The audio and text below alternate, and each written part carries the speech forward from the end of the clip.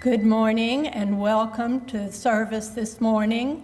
The prelude will be Scherzo by Chris Schumann.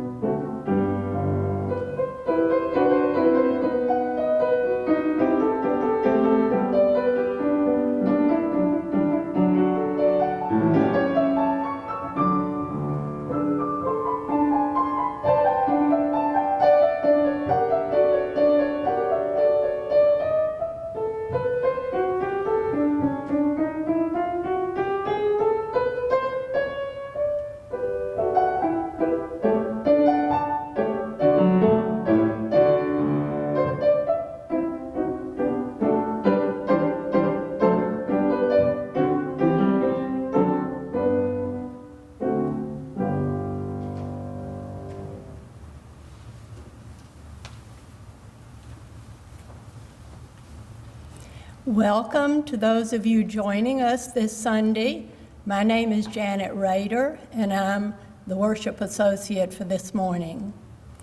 As you might remember, I'm looking out at the congregation and imagining all your faces and hoping that you're joining us at home. This is a new adventure, and we're so thankful that Chris Muggo is at the helm this morning, and we hope everything will run smoothly.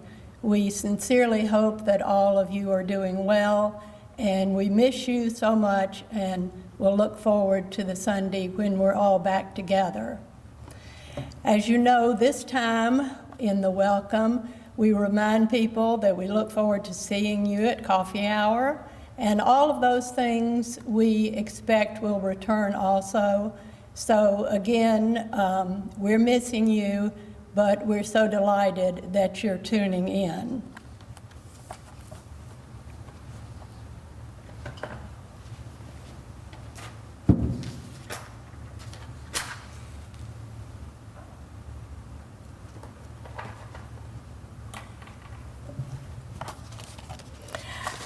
As I tried to find some inspiring words for today, and I looked through the different inspirational books I had, I was drawn to a book that my older daughter gave me a couple of years ago, and the name of the book is Almost Everything, Notes on Hope by Anne Lamott.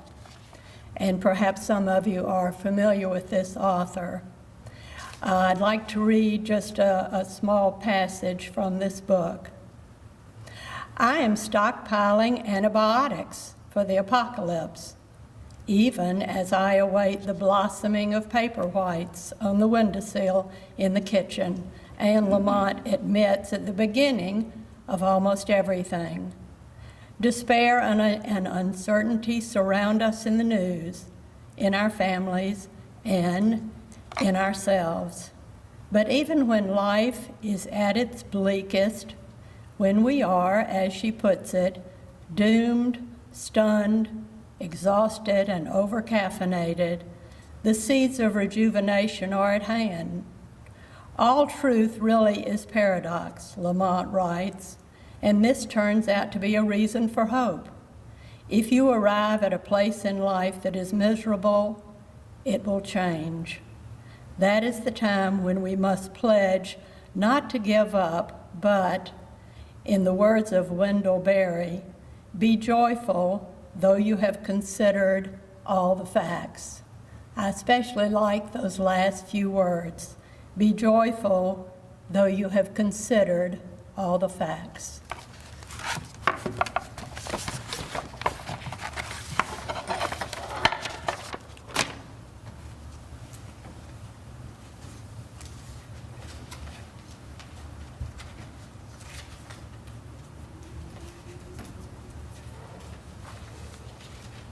Our opening hymn is the traditional song, Whispering Hope. This was sung by my mother and father as a duet in times of crisis, and I think it's help for all of us to keep our eyes on hope and on possibilities in this time of national crisis. Whispering Hope.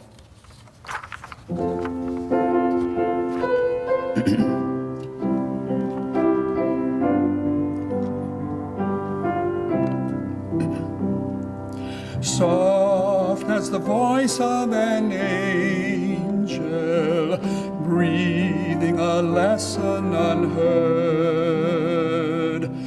Hope with a gentle persuasion whispers her comforting word. Wait till the darkness is over. Wait till the tempest is done. Hope for the sunshine tomorrow, after the shower is gone. Whispering hope, oh how welcome thy voice, making my heart in its sorrow rejoice. If in the dusk of the twilight dim be the region afar, will not the deepening darkness brighten the glimmering star? Then when the night is upon us, why should our hearts sink away? When the dark midnight is over, watch for the breaking of day. Whispering hope, oh how welcome thy voice, making my heart in its sorrow rejoice. Now we'll have our affirmation and our song of exaltation. Let's say together then, Janet and I, our words of affirmation. Love is the spirit of this church, and service is its law. This is our great covenant, to dwell together in peace, to seek the truth in love, and to help one another. And now our song of exaltation.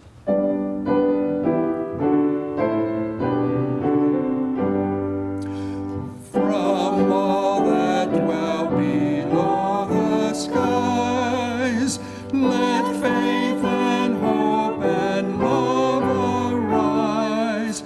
Let beauty, truth, and good be sung from every land, by every tongue. Amen.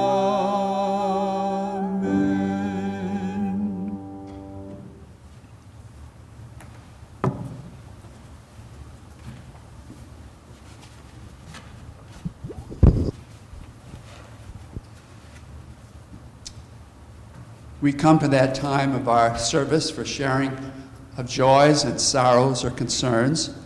And first of all, I would like to express the joy that our oldest member of our congregation, Regina Lupu, celebrated her 104th birthday on Thursday. Congratulations, Regina. And then on a, I guess, more somber note, I'd like to note that one of our charter members, Martha Alfie, was taken ill this past week and was in the hospital for a time, and now at the Martin Rehabilitation Center at South Hospital. I talked with her son, Bruce, yesterday, and he says that she might be able to receive calls sometime later on this week, toward the end of the week, but of course would welcome any cards and letters to be sent to her. So we wish her well today. And then, of course, I move a stone for Regina and for Martha. And I'm going to move a stone for all of us as we face this sort of enforced sabbatical. And of course, just yesterday, the state health official at the top of the pyramid said to all of us 65 and older that we should be sheltering in place. And so my greetings go out to all of you, and what is a trying time for all of us. But hopefully, the gentle persuasion of whispering hope will be with all of us. And with hopes of that, I move a stone for all of us.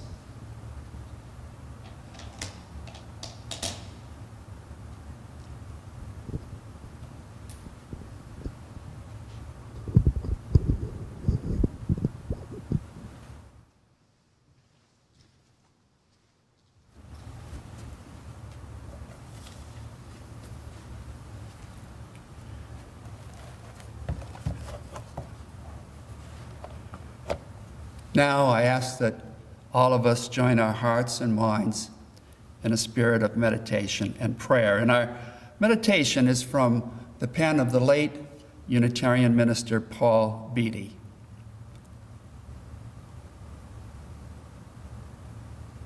When my mind is still and alone with the beating of my heart,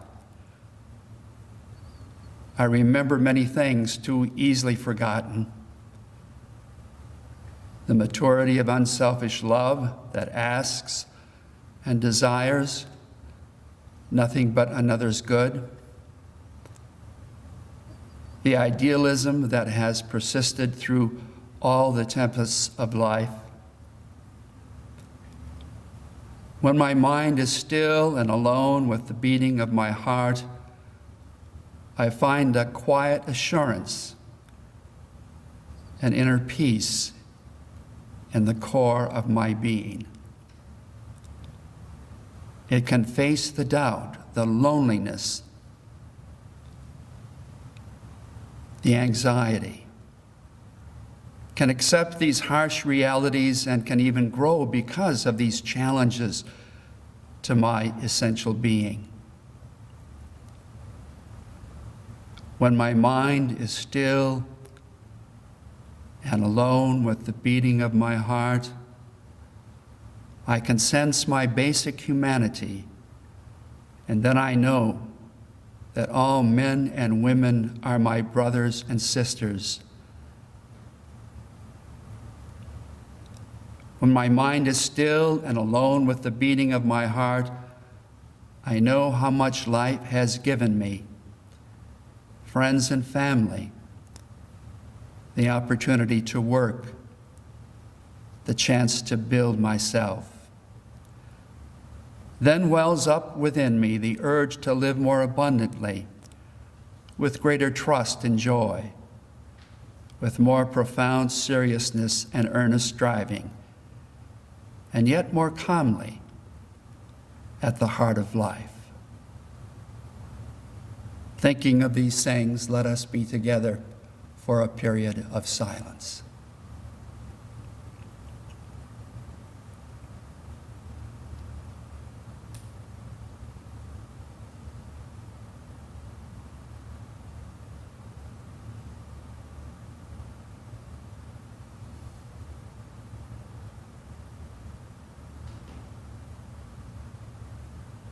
Amen.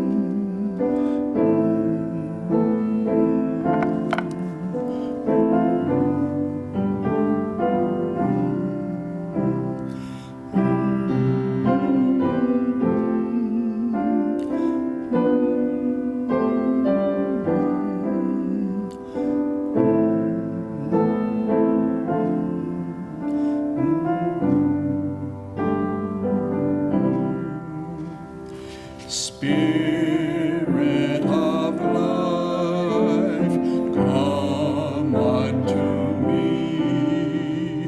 Sing in my heart all the stirrings of compassion. Blow in the wind, rise in the sea, move in the hand, giving life the shape of justice.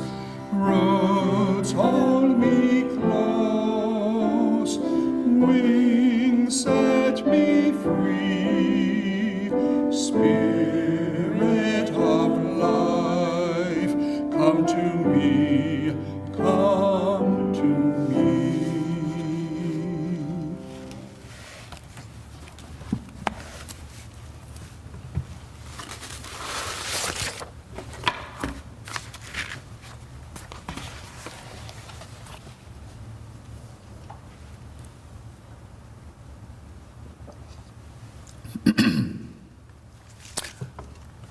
On March 12, 1987, the U.S.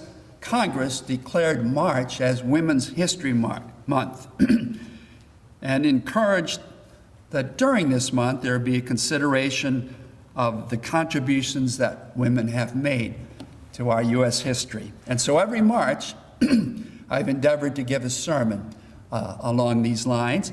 And this month, I want to center our attention on a woman who happened to be a Unitarian, Louisa May Alcott, who lived from 1832 to 1888, and of course is best known as author of the celebrated book, Little Woman. I think it's particularly apropos at this time because the 8th rendition as a film of this book has recently come out. When I was 12 years old, I read her book, Little Men, which was a sequel to Little Women, and it was a page-turner. I loved it. I can't remember anything about it at this point, except for the fact of one thing, that the teacher in the book, when one of the students had disobeyed or had been problematical in class, would give a ruler to the offending student, hold out his hand, and ask that student to wrap his hand with that ruler. As a kid, I couldn't believe that that was actually the case, that any teacher would ever do that. But my subsequent research has shown me that exactly that is what happened with Louisa May Alcott's father, Bronson, who was a teacher and had his temple school in Boston for over 5 years in the 1830s. You see, Bronson was a Unitarian, and Unitarians took a different tack to children than did the Calvinists at the time. The Calvinists believed that each child was really cursed with original sin and was evil to the core, and that to break a child's evil will, there had to be punishments, physical or verbal. But as a Unitarian, he took a different tack, that a child's will was certainly imperfect, but not evil, and could be developed and educated to overcoming selfishness. And so child rearing and teaching should not be based on fear, but on patient instruction and assurance of love and concern. So in his school, he was dedicated to these principles. He had conversations with the children in his school rather than lecturing. He despised rote learning, where students would just regurgitate facts back to him. And he set up a very comfortable situation in his classroom. He taught sex education. And I'm sure this was a challenge to the upper class Bostonians who sent their children to his school, but he really went over the top when he invited an African-American student to join the school. At that, so many parents withdrew their children that he had to close his school. Well, Bronson and his wife Abigail were committed to these child-rearing principles at home as well. And I'm fascinated by what they did. They would not reprimand their children verbally. They would write up their concern on a note and give it to the child for the child to read and then put under their pillow and then make a written response to their parental objections to their behavior. And they had what was called their bone box, B-O-N, at the entryway to their home. And every day that one of the 4 girls in the family followed all of the moral instruction and the rules, they could sign their name with 3 crosses after, I don't know what the crosses meant, and put that in the bone box as evidence that they had had a good day in following moral instruction. And of course, they were not restrictive as to what their kids could do or where they could go. At ages 3 and 4, Louisa, who was age 3, and her older daughter Anna, were allowed to roam Boston freely. Can you imagine that? And one day, Louisa became lost, and after dark, she was unable to find her way home, and she was found sleeping on a doorstep with her head on a large dog. And the town crier found her and brought her home. I can imagine her parents were beside themselves with anxiety. But also at age 3, Louisa was off on her own to the Boston Common and went into the pond there and really began to drown. She was struggling, and a young African-American boy jumped in and saved her. Her mother always said, "Louisa, you've been an abolitionist since you were 3 years old," because of that. And of course, the whole family were abolitionists. They were part of the Underground Railway, helping escaped African-American slaves. And John Brown's widow lived with them for quite a while. While Louisa was not old enough to attend her father's temple school, but at age 10, she was old enough to join her family in her father's ill-fated attempt at utopian community. 16 people went to Harvard, Massachusetts, and took up residence on a farm, which they called Fruitlands. There were 10 rather forlorn apple trees on the property. But they agreed to a strict vegetarian diet. They banned tea and coffee because these were the result of slave labor or oppressed labor. Milk was out, of course, because that was bad for the cows. Water was about it as far as beverage. And they determined not to wear any clothing that was putting animals at a disadvantage. So they couldn't wear wool. They could not wear cotton because that was based on slave labor. And so linen was the only proper clothing for them to wear. There were 16 of them altogether, and the experiment lasted only 7 months before they had to disperse. And the family was just really at risk financially. They had put their money into this thing, and they had to live on bread and water for quite a while. And Bronson was so abashed at the failure that he just lay abed for many days, his face to the wall, hoping to die. But Louisa confided in her diary after the Fruitlands fiasco that she wondered whether the earthly comforts that her father despised were so terrible. But in 1848, the Alcotts decided to move from Concord to Boston because they felt they might be able to do better financially. And the plan was for Bronson to offer conversations and lectures, and for Abigail, the mother, to get a job in an employment office for the poor, which she had been promised, and that Anna and Louisa were to teach in order to provide financially for the family. And the day this decision was made, Louisa went off by herself to a secret place, and she said she shook her fist defiantly at heaven, saying, "I will do something by and by. I don't care what. Teach, sew, act right, anything to help the family. I'll be rich and famous someday, and I'll be happy before I die. See if I don't." Well, that's just what she did in the ensuing years, doing what she could to support her family. At one point, she went to Unitarian minister Theodore Parker and his wife Hannah, and they gave her help with developing some job prospects, and she worked teaching and sewing, and for a time she worked as a service with a family as a servant, and she was so terribly treated. She wrote a piece on this entitled "How I Went Out to Service," and when she sent it to a publisher, he said to her, "Go back to your teaching. You don't have any talent as a writer." But she kept trying, and she got her first piece published in 1855. Well, in 1857, the family moved back to Concord, and she had a real talent for the theater, and so she organized the Concord Dramatic Union and took really the city by storm and livened it up. Bronson continued to lecture, and he served as superintendent of schools. But Louisa began a new writing career, and I find this difficult to even imagine.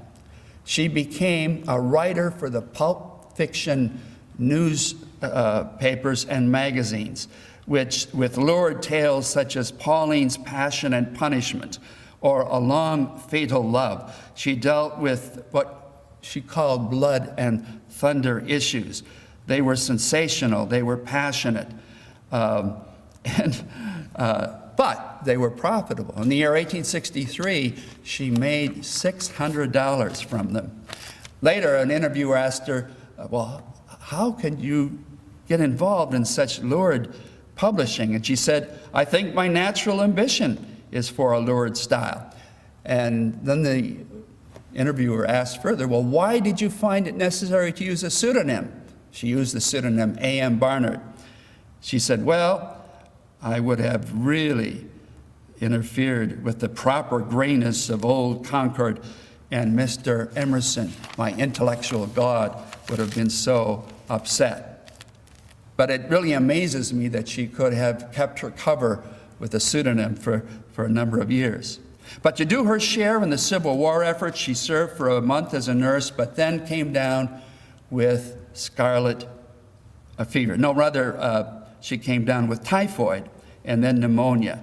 She was dosed with calomel, mercury drug, and she suffered for all the years remaining in her life from mercury poisoning. Now, her most famous work, of course, is Little Women, which she wrote in 1868. She was not keen on writing this book, but her publisher asked her to do it. He said, young girls are an expanding market, and I think this would be a good book for you to do. And so she took it on because her family was in need of funds, and she wrote the 402 pages in 9 weeks. And the publisher had said, I'll give you $1,000, and this will be your total recompense for the book, or I'll give you a smaller advance of $300 and then a royalty on each copy sold. Well, she chose the route of the royalties, and this made her a fortune. At her death 20 years later, she was the country's most popular author and had earned more from writing than any male writer of her time. By the time of her death, there were more than 2 million copies of her books in print. I'm interested in the facts and figures on this. In 18 years, from 1868 to 1886, she received $103,375 from her book publishers, additional monies from her magazine and newspaper articles, and this did not include the royalties from European sales. By comparison, Henry James would earn royalties during this period of time from his sales, both domestic and foreign, of only $58,000. And Herman Melville would earn only $10,000 from book sales during his lifetime. Now, Little Women tells the story of 4 girls growing up in Concord in the March family. The father was a clergyman who was off as a chaplain in the Civil War, but the story portrays much of her life as it was lived actually. She really was the protagonist, Jo. Jo was a tomboy, just as Louisa. And it follows the girls into early adulthood, and then a second volume which came out followed them through their marriages and their families. The volumes became conjoined into one volume. Whereas Jo marries at the end of the story, Louisa never married, though she did have a brief romance while in Europe, serving as a companion to a wealthy Bostonian woman, where she fell, well, it's not known if she fell in love with this fellow, but she spent a lot of time with a young Polish man, and the description of this relationship was deleted from her diaries, just torn out before her death. And then her biographer, Martha Saxon, said that she had a tremendous crush on her teacher, Henry David Thoreau. But Little Women, of course, was designed for girls, for younger girls or teenage girls. And at one occasion, at least, she referred to Little Women as moral pap for the young. But it was not considered by people to be a book just for girls, but for everyone of all ages, as a fresh, interesting, natural representation of the daily life of a family. And I believe that it taught people of all ages several important lessons. And I rewatched the Winona Ryder version this past week that was filmed in the 90s. And again, I came away with several lessons that I think are good for all of us, even in this day and age. Number one, no matter how hard it may be, try to forgive. Those of you who have seen the film or read the book realize that at one point, Amy, the younger daughter, is so upset with Jo that she burns the manuscript of a book she had been written on. And Jo is so upset. She says, "I hate you and I'll never forgive you." But then Amy, in a skating accident, falls through the ice and almost dies. And she realized that if she had died and she had not forgiven, that she would just feel terrible. And so right then she says, "Amy, I forgive you. I love you so much." The second one is don't give in to jealousy. The March family girls don't have the stylish dresses or the European tours or the fancy parties of their wealthy friends, but yet they remind themselves again and again that many others live in deeper poverty than they do, and that they should be grateful for their comforts. And the third lesson is it is as great a joy to give as it is to receive.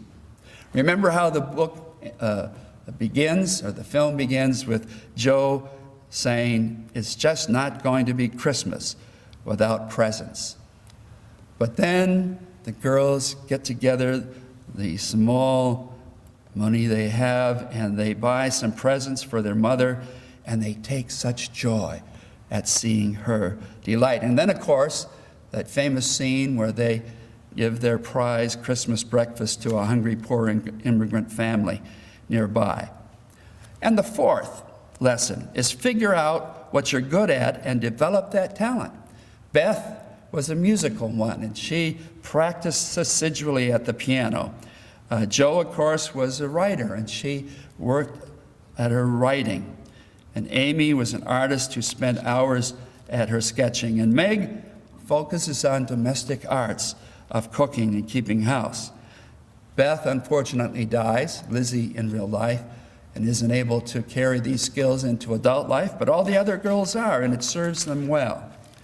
And then allied to this, number 5, is that everyone, even young ladies, should know how to support themselves. Don't just count on finding a husband to support you, but develop saleable skills. 6, amuse yourselves. Don't depend on expensive entertainment. And so they develop their own theatrical shows and publish their own neighborhood newspaper. 7, very importantly, again and again comes the message, avoid debt and be thrifty, keep your expenses down. And then 8 is compatibility is more important in marriage than passion. In the novel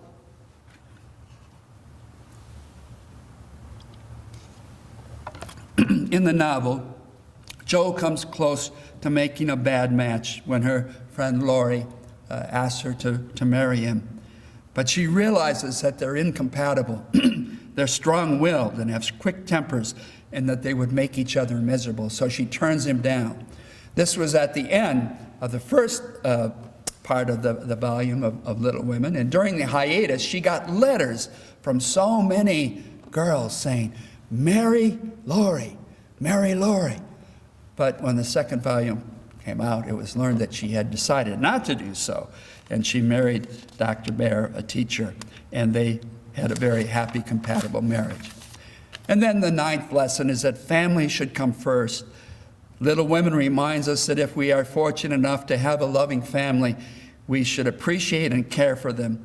And family love is at the heart of this novel and the ensuing films, be it sisterly love, family, parental love, or marital love. And care for family was Louisa's prime calling. When her sister May unfortunately died, she adopted Lulu, her daughter, and raised her for the next 7.5 years of her life until she died. She provided houses for her parents. She and was very attentive to her father Bronson in his final illness. He died March 4th, 1882, just 2 days before her own date, a death on March 6th, 1882. Her monetary success was dedicated to the comfort of her family. She paid off all their debts, and she set up a trust for her royalties to go to her family after her death. Young women from all over the country wrote to her for advice, and people came to her house quite regularly. It became a nuisance after a while. Sometimes she would pretend to be the maid rather than having to face them. What she considered to be her serious novels, Moods, Work, and Modern Mephistopheles did not get the public response of the March trilogy, which was a disappointment to her. But in addition to her literary pursuits, she gave her energy to practical reforms, to women's rights and temperance. She attended the Women's Congress of 1875 in Syracuse, where she was introduced by Mary Livermore.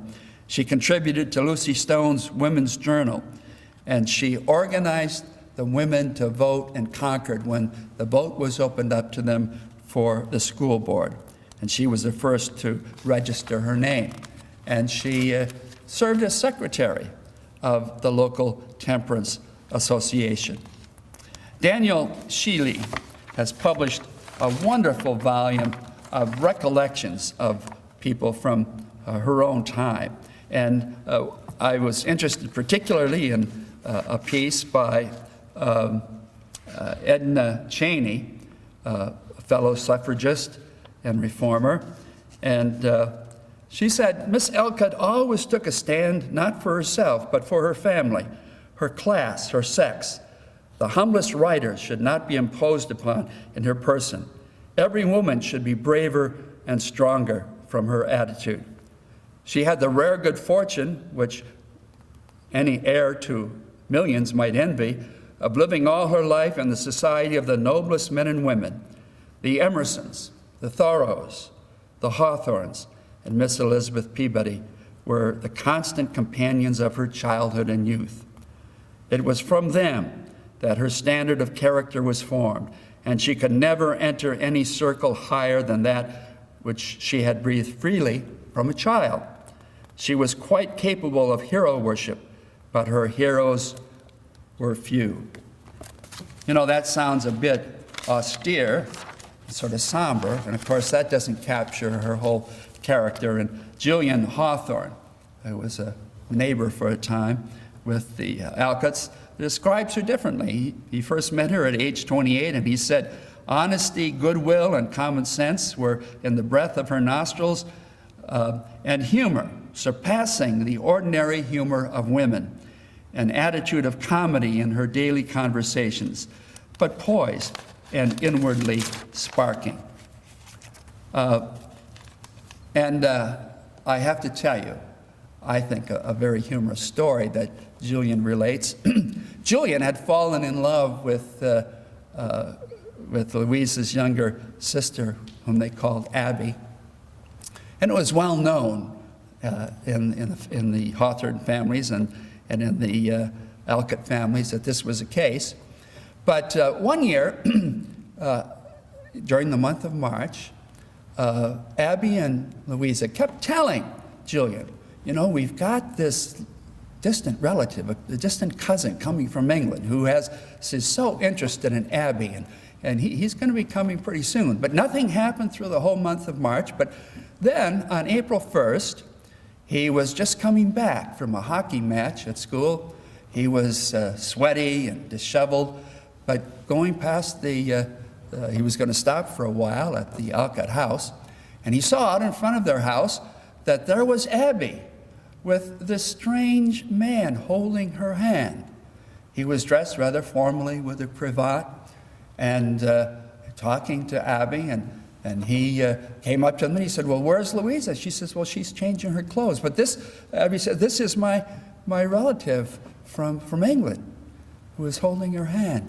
Well, immediately he was jealous, and the man holding her hand had a mustache and was carrying a cane and put in a monocle and looked sort of condescendingly on him, and he was said, well, he was going to excuse himself and go, and the gentleman, the English gentleman said, pray, don't leave.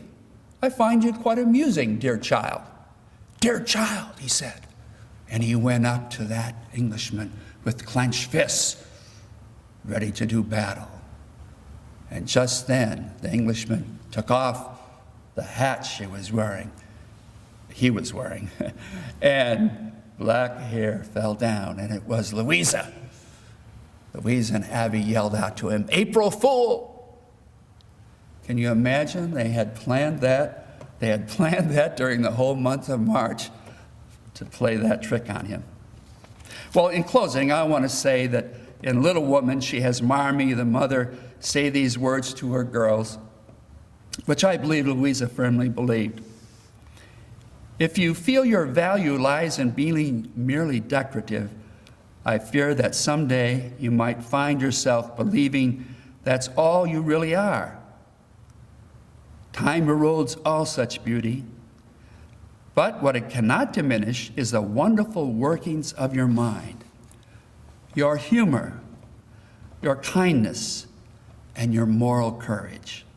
These are the things I cherish so in you, and I so wish I could give my girls a more just world, but I know that you'll make it a better place. I think we can all agree that through her writings and influence, Louisa May Alcott did just that. And so we have remembered her this day in Women's History Month. And we're going to close with her song, A Little Kingdom I Possess. And in this song, you'll see the influence of her parents' teaching and her own receptivity to it. And so, A Little Kingdom I Possess, which she wrote when she was 13 years old.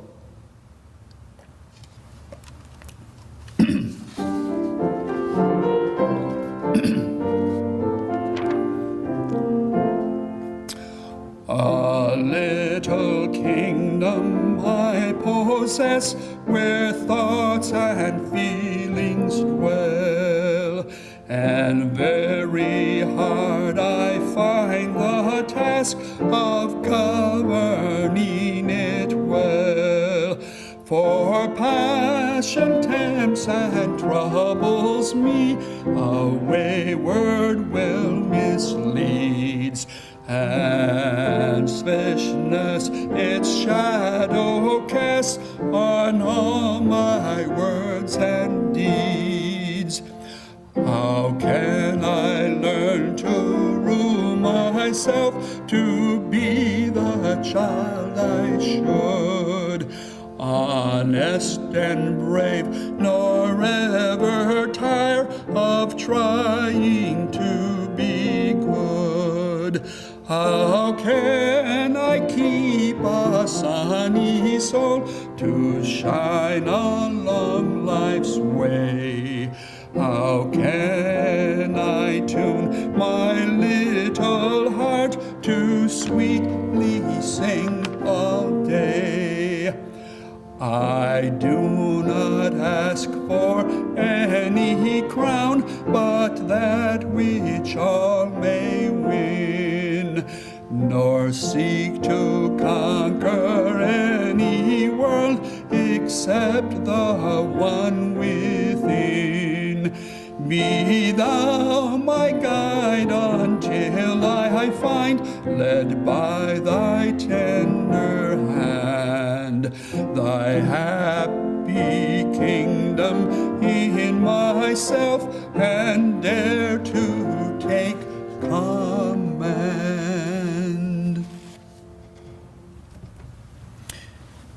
Now receive these closing words. The blessing of truth be upon us, and the power of love direct us and sustain us, and may the peace of our religious community preserve us until we meet again.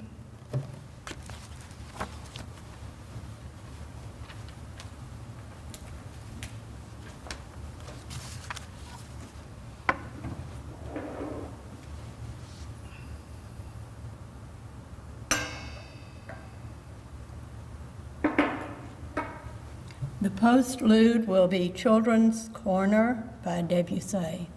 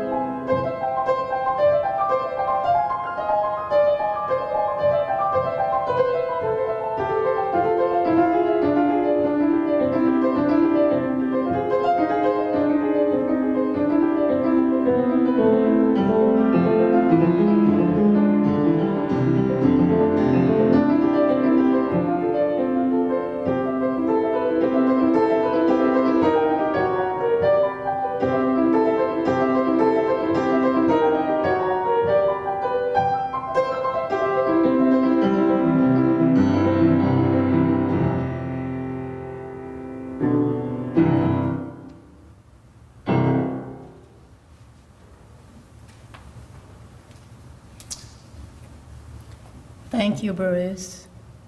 Until we're together again next week, take care, and be well.